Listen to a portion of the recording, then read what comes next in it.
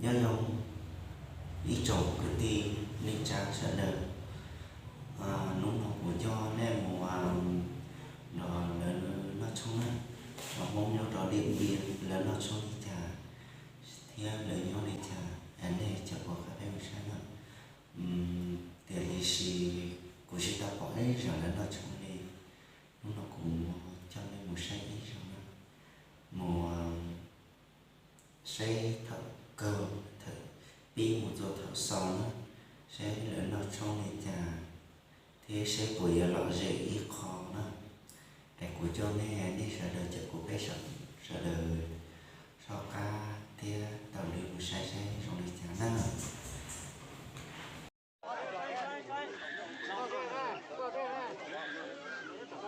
nào nó má đâu nó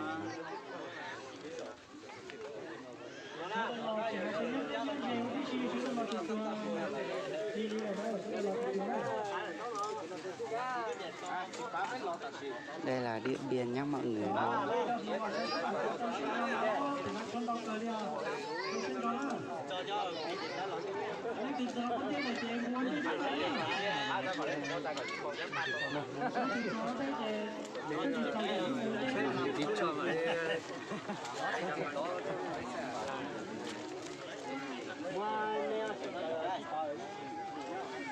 Rồi cho nó tiền phụ bị nó, cơ bị nó rồi, không có tiền, nó tiền của phụ bị nó đó. Nó cho sát tiền nó đó, cái năm câu thảo là sát tiền chỉ mùi đi xuống, nó tiền sát tiền.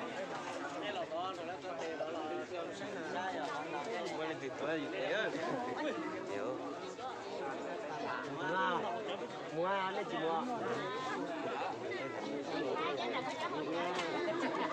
Người ta gì chẳng. Chút trong lo này Nó đi chúa, sao vậy nó? Cho nhau hôm giờ bao tí xí nó cho trẻ hôm giờ sáng sớm tí xí lo đó. Nhiều ca là to lấy cho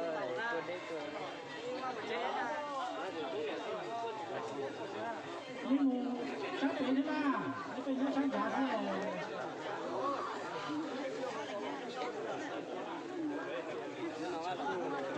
Cho sát tiền nó cho. Cái nó chỉ là con đẹp thế này, cho nó.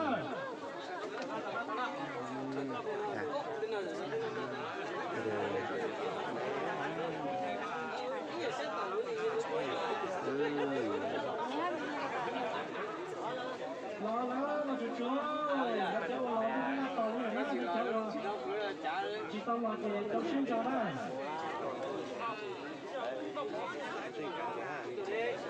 Nên nó trong bể cơ nó mà, nó còn cho mà. Nó cho nó bể cơ nó rất rồi, cái chưa? Cái gì sao không biết mà chính tiếng là gì đó?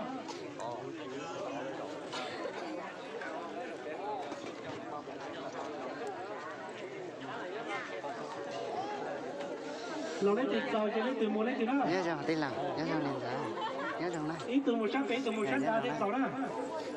Đây là sao phải cái mù đó cái gì tàu nó sao đó.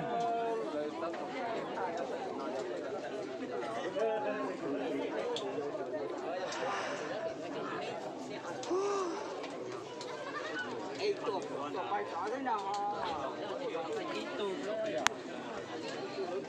từ rộng đấy, từ rộng hết ra, trong bên đó, ít từ rộng ít từ lên đã, tụi nó sau khi gì lấy từ so lấy từ uống trong uống gì buồn là lấy rồi,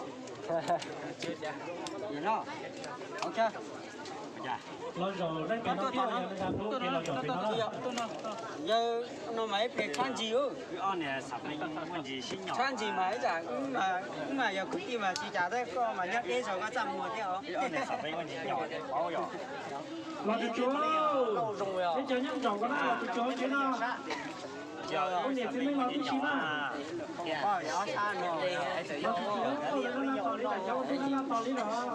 Con lỡ. Cái chúa đấy nó nó giúp phú ta chỉ đi là tao đi là. Đấy chúa nó. Xin rồi đây nè.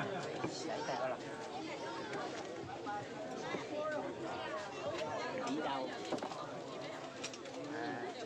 Để mà xua. Thế này. Thế này nó Để nó trong lò vậy thì nếu ăn lò là cái thứ này nó nếu ăn này là cái lịch sử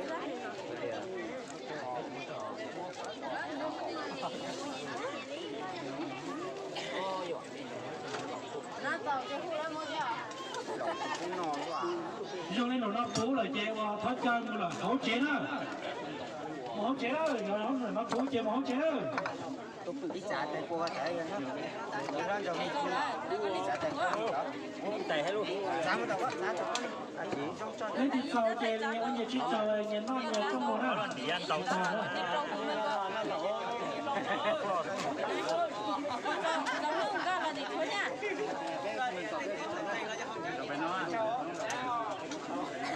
dạ xin nào con không vô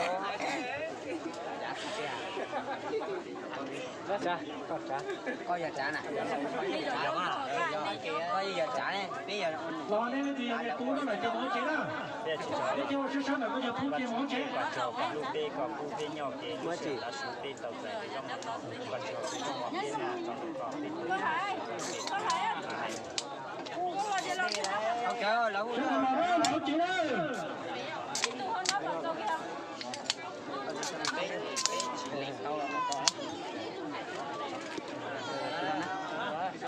có chỉ có mấy mua ta rồi mà ô đây có đây có đây rồi nó có dân chế chủ lắm mà nó có chế chủ cơ